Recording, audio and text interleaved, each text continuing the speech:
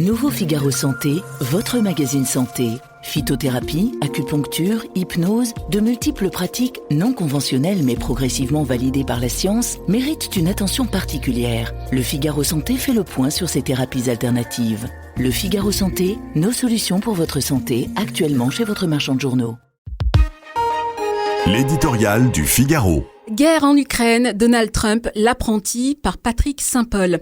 En affaires comme en politique, Donald Trump a toujours observé une règle essentielle dans son manuel du winner, ne jamais admettre ses torts, y compris lorsqu'il opère une volte-face spectaculaire.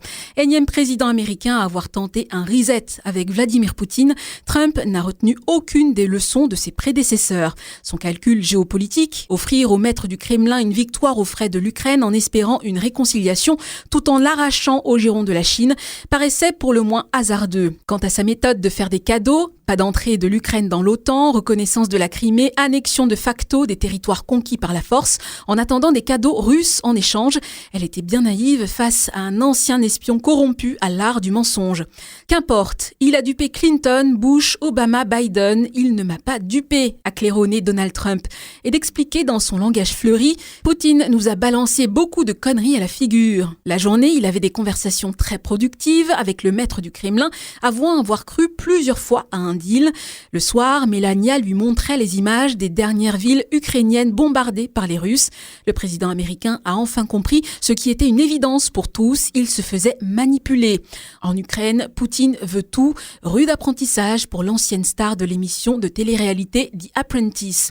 Trump n'a pas viré Poutine avec fracas comme dans son show, mais le Russe a gaspillé sa chance. Trump l'a répété à ses électeurs auxquels il avait promis de faire la paix en 24 heures. Ce n'est pas sa guerre et elle ne leur coûtera pas $1 puisque les Européens financeront l'achat des armes américaines livrées à l'Ukraine pour se défendre.